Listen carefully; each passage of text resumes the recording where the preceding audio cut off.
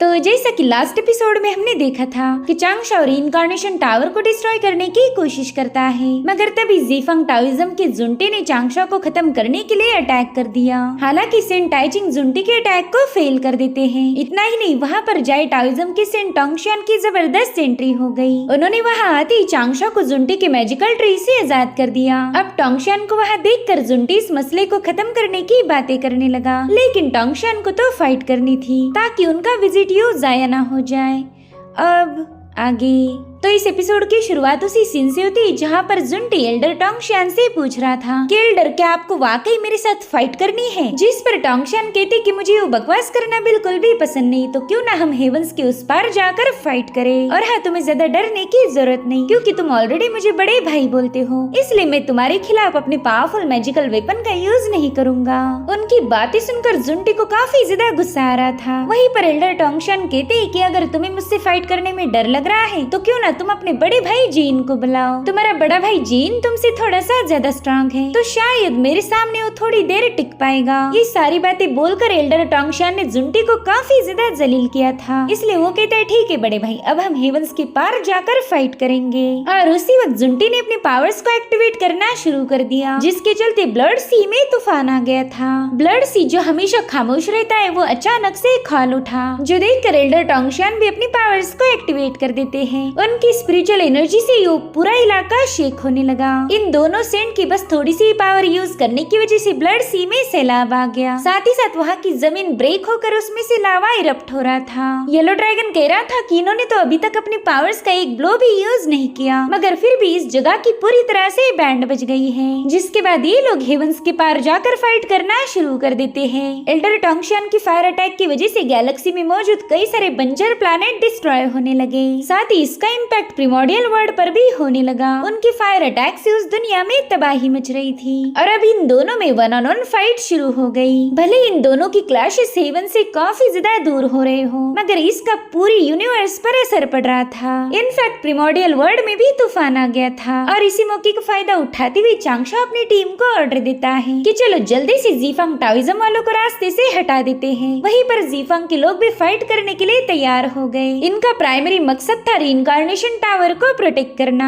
इसलिए डीजांग ने जल्दी से उस टावर के आसपास एक पावरफुल शील्ड फॉर्म कर ली। वहीं पर जीफंग टाओइज्म के कल्टीवेटर्स ने इन लोगों पर अटैक करना शुरू कर दिए थे, जिसके चलते कोंगशियान ने तो अपने एक ही स्लैश अटैक में कई सारे बंदों को निपटा दिया। वहीं पर युनशा अपने मैजिकल लोटस का यूज करते हुए उन लोगों पर बहुत ही हेवी प्रेशर रिलीज करने लगी, जिसके चलते वो लोग फ्लाई करते हुए अचानक से नीचे पटक गए। उनमें से किसी के पास भी युनशा के हेवी प्रेशर को काउंटर करने की ताकत नहीं थी, जो देखकर टाई अपनी तीखी जबान चलाने के लिए वहाँ पर पहुँच गया। उन लोगों से कहता है कि ना ही तुम्हारा कैरेक्टर अच्छा है और ना ही तुम्हारा कल्टीवेशन, इसीलिए मार तो तुम्हें खानी ही पड़ेगी। इधर जियांग ने भी अपने एक एक अटैक में ही कई सारे डिसाइपल्स को निपटा दिया था। इमॉर्टल टाई बता रहा था कि जाई टाओइज्म में बस उन्हीं लोगों को चुना जाता है जिनके पास कोई एबिलिटी हो, और हमारे चान टाओइज्म में हम तो लोगों की डेस्टिनी को देखकर ही उन्हें सिलेक्ट करते हैं। लेकिन डीजांग, तुम्हारे जीफंग टाओइज्म के ऐसे कोई रूल्स नहीं, तुम तो किसी भी अरे गहरे को अपने सेक्ट में ज्वाइन कर लेते हो, क्योंकि तुम्हें पता है कि अगर तुम भी एबिलिटीज और डेस्टिनी को देखने लगे फिर तो तुम्हारी जीफंग टाओइज्म में एक भी डिसाइपल नहीं बचेगा। मेरे ख्याल से तुम्हारी जीफंग टाओइज्म का नाम बदल कर कचरा टाओइज्म होना चाहिए, क्योंकि तुम्हारे सेक्ट में डिसाइपल के नाम पर बस लूजर्स भरे हैं। वाह वाह वाह, तुम्हारी रिक्रूटमेंट प्रोसेस को देखकर तो मुझे तालियां बजाने का मन हो रहा। और हाँ, मैंने आज एक बात नोटिस की, तुम लोगों को मार खाता हुआ देखकर मेरा मुंह मेरे दिमाग से भी ज्यादा तेज चल रहा। टाई की बातों ने उन डिसाइपल्स को मिर्ची लगा दी थी, इसलिए उन सबको छोड़कर सीधा टाई पर ही हमला करने के लिए रवाना होने लगे। दरअसल टाई के पास ये एबिलिटी थी कि वो किसी के भी दिल में आग लगा सकता है, तो उसने अपनी इस एबिलिटी का आज काफी अच्छे से यूज किया था। अब जैसे उन लोगों ने टाई पर अटैक करने की कोशिश की, वो तुरंत ही अपने मैजिकल वेपन को समन कर लेता है, जिसकी डिफेंसिव पावर ने कई सारे बंदों को खत्म कर दिया।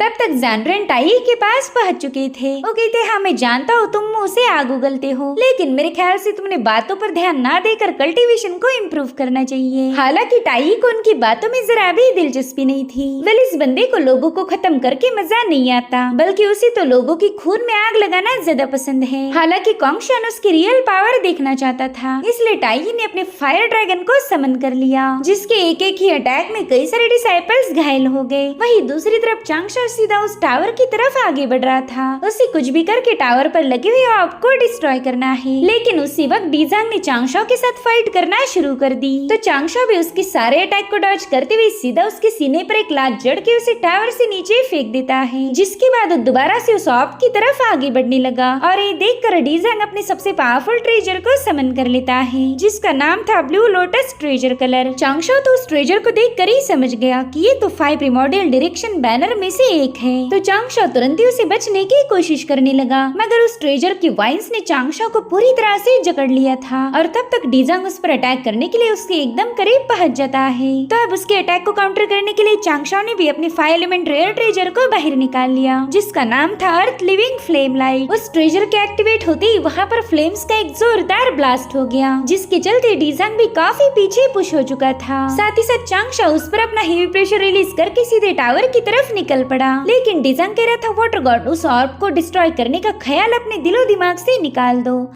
जिसके बाद डीजांग अपने हेड की मदद से खुद को आजाद करते हुए सीधा चांगशा पर अटैक करने लगा। यहाँ पर डीजांग ने 5 एलिमेंट रिवर्सल टेक्निक का यूज किया था, और इस तरह से इन दोनों में एक बार फिर से मुकाबला शुरू हो गया। डीजांग बस चांगशा को कैप्चर करने की कोशिश कर रहा था, लेकिन चांगशा जैसे तैसे डीजांग से पीछा छुड़ाते हुए टावर की तरफ आगे बढ़ने लगा। अब उसके रास्ते में ज़ीफंग टाओइज्म के कई सारे डिसाइपल्स आने लगते हैं, तो ज़ाओ गांगमिंग अपने ओशन पर्ल का यूज करते हुए उन पर हमले कर रहा था, ताकि चांगशा का रास्ता साफ हो जाए। वो कह रहा था छोटे भाई मैं तुम्हारी हेल्प करूंगा, लेकिन चांगशा ने तो उसी के कंधे पर कूद के सीधा ऑफ की तरफ छलांग लगा दी। ये सब देखकर डीजांग काफी ज्यादा भड़क गया था, इसलिए वो जल्दी से जुंटी के मैजिक ट्री का यूज करता है। उसने उस ऑफ के आसपास मैजिक ट्री से कई सारा जाल बना लिया था, ताकि चांगशा चाहकर भी उस ऑफ के पास पहुंचने न पाए। साथ ही साथ वो मैजिकल ट्री चांगशा को भी जकड़ने की कोशिश करता है, जो देख चांगशा यहाँ से वहाँ भागने लगा। और उसी वक्त मौके का फायदा उठाते हुए डीजांग ने चांगशा पर एक जोरदार पाम अटैक किया, जिसके चलते चांगशा सीधा उस ट्री के जाल में फंस जाता है। अब वो पूरी तरह से उस उड़न केज में ट्रैप था, तो वो खुद को आजाद करने के लिए दोबारा से फ्लेम लाइट का यूज करने लगा। लेकिन इस बार डीजांग ने उस केज में अपनी पावर्स ऐड कर दी थी, जो देखकर चांगशा काफी ज्यादा भड़क जाता है। तो उसने गुस्से में अपने रूलर का यूज करते हुए वहाँ पर कई सारे पावरफुल स्लैशेस रिलीज करना शुरू कर दिए, जिससे वो केज तो ब्रेक हो ही गया था, मगर उस ट्री पर भी काफी सारे अटैक होने लगे। इनफैक्ट डीजांग भी उस स्लैश अटैक में बुरी तरह से घायल हो गया, जिसके चलते वो फिलहाल के लिए तो इस मैजिकल ट्री का यूज नहीं कर पाएगा। और उतने में ही आसमान से एक तेज रोशनी रिलीज होती हुई वहाँ पर एक सेंट की एंट्री हो गई। इधर चांगशा ने उस ऑप पर अपनी रूलर से एक जोरदार अटैक किया था, लेकिन तभी उस ऑप से एक पावरफुल एनर्जी रिलीज होकर चांगशा को काफी पीछे पुश कर देती है। उसे समझ नहीं आ रहा था कि ऑप में इतनी पावरफुल ऑरा कहाँ से आ गई, और उतने में उसके सामने उस टावर से ज़ू बोधी आ जाता है। वो कह रहा था चलो फाइनली हमारी रीइंकार्नेशन टावर और हेवनली वे के दरमियान एक कनेक्शन एस्टेब्लिश हो चुका है। अब कोई भी इस टावर को डिस्ट्रॉय नहीं कर सकता। साथ ही इन लोगों ने उस टावर के कनेक्टिंग पाथ को जो ब्रेक किया था वो दोबारा से जुड़ चुकी है, जो देखकर ज़ाओ गांगमिंग गुस्से में ज़ू बोधी से पूछता है कि बताओ तुमने ये क्या कर दिया। लेकिन ज़ू बोधी इसका कोई जवाब नहीं देता, उल्टा वो चांगशा से कह रहा था कि वाटर गॉड अगर तुझ में दम है तो अब इस कनेक्शन को ब्रेक करके दिखा। और तभी हम देख पाते कि वहाँ पर लाखों सोल्स जमा हो चुकी है, जो कि main 6 path of reincarnation wheel को छोड़कर यहाँ आई थी। इसका सीधा मतलब ये था कि इन लोगों ने गॉडेस हाउटू की 6 पाथ ऑफ रीइंकार्नेशन व्हील को डैमेज किया है। उस व्हील के डैमेज होने से वो सारी सोल उसे छोड़कर सीधा इस टावर के पास पहुंच चुकी थी, ताकि वो जल्दी से जल्दी रीइंकार्नेट हो पाए। दरअसल 6 पाथ ऑफ रीइंकार्नेशन को डैमेज करने के लिए ज़ी बोधी और डीजांग ने कई सारी सोल्स का ही यूज किया था। इन्होंने एक साथ ही वहाँ पर लाखों करोड़ों सोल भेज दी थी, जिसके चलते वो व्हील डैमेज हो गया, क्योंकि वो इतनी सारी सोल्स का भार नहीं संभाल सकता था। तो अब उस रीइंकार्नेशन पाथ के डैमेज होने की वजह से वो सारी सोल इस टावर के पास पहुंच चुकी थी। चांगशा कह रहा था कि ज़ू बोधी बताओ तुम ये कैसे कर पाए, क्योंकि ये कारनामा करने के लिए हमारे पास एक सेंट जितनी पावर्स होनी चाहिए, और तुम ठहरे एक लूजर, तो बताओ ये पावर्स तुम्हें कहाँ से मिली। तभी ज़ू बोधी एकदम अनजान होकर कहता है वाटर गॉड पता नहीं तुम कौन सी डिस्क के डैमेज होने की बात कर रहे हो। देखो भाई मुझे तो इसके बारे में कोई आइडिया नहीं। जो सुनते ही ज़ाओ गांगमिंग ने तो सीधे जाकर ज़ू बोधी पर अपनी ओशन पर्ल से अटैक कर दिया, जिसे वो बिल्कुल भी काउंटर नहीं कर पाए। आया और इसी के चलते वो उसमें ट्रैप हो जाता है। अब इसी का फायदा उठाते हुए जाओ गॉन्गमिंग सीधा जू बोधी को खत्म करने के लिए आगे बढ़ने लगा। वहीं पर जियांग भी अपने गोल्डन ड्रैगन को समन करते हुए सीधा जाओ गॉन्गमिंग की मदद करने के लिए रवाना हो गई। हालांकि चांगशा को जाओ गॉन्गमिंग की काफी ज्यादा फिक्र हो रही थी। वहीं पर जाओ गॉन्गमिंग के स्पीयर को जियांग का ड्रैगन आकर लिपट गया और अब वो दोनों मिलकर जू बोधी को खत्म करने के लिए आगे बढ़ते हैं। अब उस स्पीयर के जू बोधी के एकदम करीब आते ही वहाँ पर सब कुछ फ्रीज हो गया, मानो समय को किसी ने रोक दिया था। जिसके बाद आसमान से बहुत ही स्ट्रॉन्ग एनर्जी रिलीज होते हुए सीधा जाकर उस स्पीयर और ड्रैगन को जकड़ लेती है और उन वेपन्स की डिस्ट्रॉय होते ही वहाँ पर एक बहुत ही स्ट्रॉन्ग एनर्जी वेव रिलीज हो गई, जिससे सभी लोग काफी पीछे ढकेले गए थे। वहीं पर जाओ गॉन्गमिंग फटाफट से अपने ओशन पल्स को क्रिएट करने लगा। हालांकि इसमें से एक पल एक बंदे ने उठा लिया था। उस बंदे को देखकर ही सभी लोग काफी ज्यादा परेशान हो गए थे। वहीं पर डीजंग के चेहरे पर हम एक रिलैक्स वाली स्माइल देख पाते हैं। ये बंदा कोई और नहीं बल्कि सेंट जुंटी का बड़ा भाई सेंट जेइन था। तो अभी सभी लोग मिलकर सेंट जेइन को ग्रीट करने लगे। वहीं पर जेइन ने उस रीइंकार्नेशन टावर के आसपास अपने मैजिकल ट्रेजर डिवाइन पिलर के जरिए एक शील्ड बना दी। इस डिवाइन पिलर को ब्रेक करना सबसे ज्यादा मुश्किल काम था। तो डुबाउ डावरिन अपनी माइंड पावर का यूज करते हुए अपनी टीम को बताने लगे कि अगर हमने इस डिवाइन पिलर को ब्रेक कर दिया तो फिर हम सेंट जेइन के दुश्मन बन जाएंगे और मुझे नहीं लगता कि हमारे जैसे मामूली कल्टीवेटर्स ने सेंट जेइन के साथ पंगे लेने चाहिए। ये हमारी सेहत के लिए काफी ज्यादा हानिकारक साबित होगा। और तभी सेंट जेइन का एक चमचा सामने आकर चांगशा से कहने लगा कि वाटर गॉड, हमारे मास्टर जेइन के बिहाफ में मैं तुमसे कुछ सवाल पूछना चाहता हूँ और मैं उम्मीद करता हूँ कि तुम हमारे सेंट के सामने जरा भी झूठ नहीं बोलोगे। तो चलो जल्दी से बताओ कि तुम हमारे रीइंकार्नेशन टावर को डिस्ट्रॉय क्यों करना चाहते हो। जिस पर चांगशा कहता है कि मैं किसी ऐरे गहरे को जवाब नहीं देता, पहला तो तुम ये बताओ कि तुम हो कौन। जिस पर वो बंदा कहने लगा कि मैं हूँ ज़ीफंग टाओइज्म का डिसिप्लिन एल्डर शी लेजी। जिस पर टाई कहता है क्या कहा तुमने, शी लेजी? वेल, ये नाम तो हमने कभी सुना ही नहीं था। पता नहीं तुम्हारे जैसा लूजर खुद को डिसिप्लिन एल्डर कैसे बोल सकता है। मेरी मानो तो सबसे पहले तुमने अपने दिमाग के स्क्रू कस लेने चाहिए। ये सब सुनकर तो शी लेजी काफी ज्यादा भड़क गया था। वहीं पर ज़ैनरेन जल्दी से जाकर टाई का मुंह बंद कर देते हैं ताकि टाई अपने मुंह से और जहर ना उगल पाए और टाई को बताते हैं कि मास्टर शी लेजी प्रिमोर्डियल वर्ल्ड के एक जाने माने शख्स है। तुम इस महान शख्स के खिलाफ ऐसी बकवास नहीं कर सकते।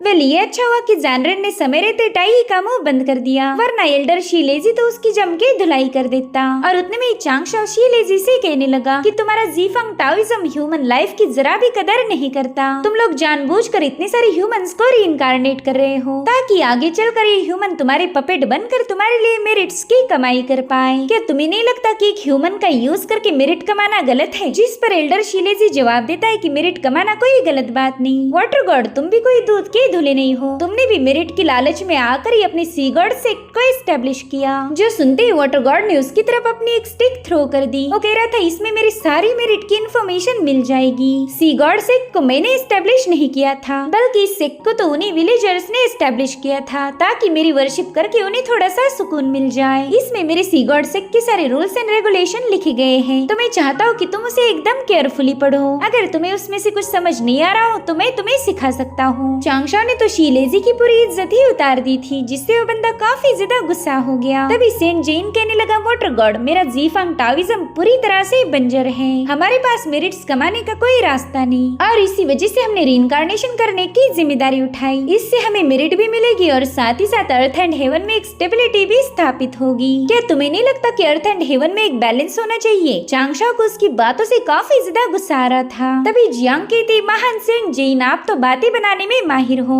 आपको किसी अर्थ एंड हेवन को स्टेबल करने से कोई मतलब नहीं, बस मेरिट को हासिल करने के लिए इस टावर को एस्टेब्लिश किया गया। भले जियांग ने सेंट को एक मुंह तोड़ जवाब दिया, लेकिन चांगशा ऐसा नहीं करना चाहता था। वो सेंट जेइन के सामने जाकर अपना सिर झुकाते हुए कहने लगा कि आपने हेवन एंड अर्थ को स्टेबल करने के लिए इतना बड़ा जिम्मा उठाया। वाकई आपके इस काम की मैं तहे दिल से रिस्पेक्ट करता हूँ। मैं आपके खिलाफ जाने की जरूरत कभी भी नहीं करूँगा, लेकिन मुझे आपके डिसाइपल्स से प्रॉब्लम है। इन्होंने 3000 वर्ड्स में जितनी भी भी लोग मरे हुए थे उन सबकी सोल को अपने कब्जे में लेकर सिक्स पाथ ऑफ रीइंकार्नेशन पर अटैक कर दिया। इतनी सारी सोल के एक साथ ही उस रीइंकार्नेशन पाथ पर जाने की वजह से वो पाथ अब पैरालाइज हो चुकी है। इन लोगों ने ऐसी हरकत करके आपकी रेपुटेशन की धज्जियां उड़ा दी। आप एक महान सेंट और आपने हमेशा राइचस पाथ को ही फॉलो किया है, लेकिन आपके डिसाइपल की वजह से अब आपकी इज्जत की धज्जियां उड़ जाएगी। और मैं वाटर गॉड जो कि आपका बहुत बड़ा फॉलोअर है, उसे अपने सेंट की बदनामी बिल्कुल भी पसंद नहीं। मैं नहीं चाहता कि लोग आपको मेरिट को चुराने वाला सेंट समझे, और इसी वजह से मैंने इस टावर पर अटैक किया था ताकि मैं आपकी इज्जत को प्रोटेक्ट कर पाऊँ। तो मैं उम्मीद करता हूँ कि मेरे अंकल मास्टर जेन हमारी इस गुस्ताखी को माफ कर देंगे। चांगशाओ ने अपने एक्शंस को इस तरह से एक्सप्लेन किया कि सेंट जेन चाहकर भी उस पर अटैक नहीं कर सकता था, और ये बात डीजांग को बिल्कुल अच्छी नहीं लगती। तो वो चांगशाओ से बहस करने के लिए आगे बढ़ ही रहा था, मगर तभी डेटिंग उसके कपड़े पकड़कर उसे रोकने लगा। वो कह रहा था, मालिक प्लीज वहाँ मत जाओ, आप उस वाटर गॉड को हरा नहीं पाओगे। मगर डीजांग जैसे तैसे अपने कपड़े छुड़वा कर सीधा वाटर गॉड से बहस करने के लिए आगे बढ़ने लगा।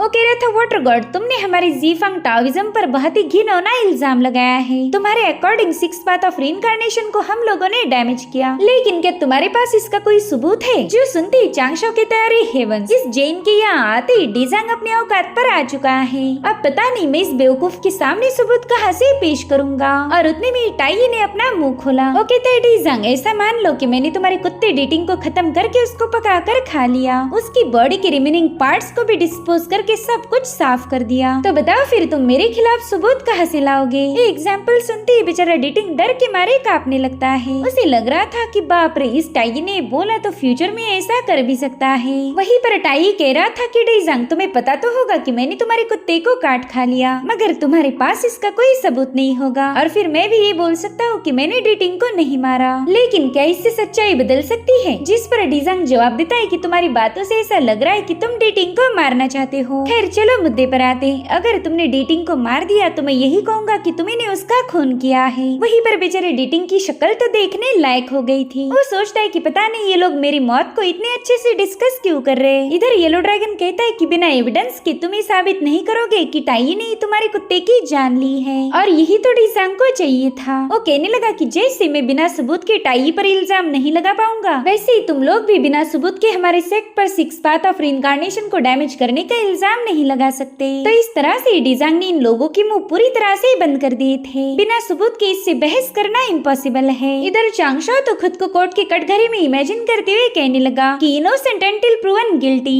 जब तक इल्जाम साबित नहीं होगा तब तक मुझे दोषी करार नहीं दिया जाएगा। वेली सारी दलीलें चांगशाओ ने ब्लू प्लैनेट पर सुन के रखी थी, और वो सोचता है कि वाकई इस डीजांग का दिमाग काफी ज्यादा तेज है। ये तो समय के भी आगे की सोच रखता है। अब तो मुझे इन्हीं के मुंह से सच्चाई उगलने पर मजबूर करना होगा। इसलिए तुरंत आगे बढ़ते हुए डीजांग से कहने लगा कि तुम्हें ऐसा क्यों लगता है कि हमारे पास कोई सबूत नहीं? हम बिना सबूत के तुम लोगों पर इतना बड़ा इल्जाम नहीं लगा सकते। दरअसल जब मैं यहाँ आया था तभी मैंने इन सोल्स पर अपना मार्क सेटअप किया, और फिर तुमने इन्हीं सोल्स का यूज करके सिक्स पाथ को डैमेज कर दिया। तो उस मार्क को देखते ही पता चल जाएगा कि तुमने उस पाथ को डैमेज किया है। और ये रहा मेरा मैजिकल ऑर्ब, इसने तुम्हारी सारी हरकतों को रिकॉर्ड कर लिया था। चांगशाओ की बातें सुनते ही शीलेजी के तो पसीने छूट गए। वो तुरंत ही चांगशाओ से कहने लगा कि अगर हमने पाथ को डिस्ट्रॉय भी किया तो इसमें कौन सी बड़ी बात हो गई? अगर वो सोल सिक्स पाथ पर रीइंकार्नेट नहीं हुई तो यहाँ होगी। तो अब अगर तुमने इस प्रोसेस को रोक दिया तो ये सारी सोल 7 दिनों के अंदर अपने आप वैनिश हो जाएगी। बेचारे ये ह्यूमंस कभी पैदा ही नहीं हो पाएंगे।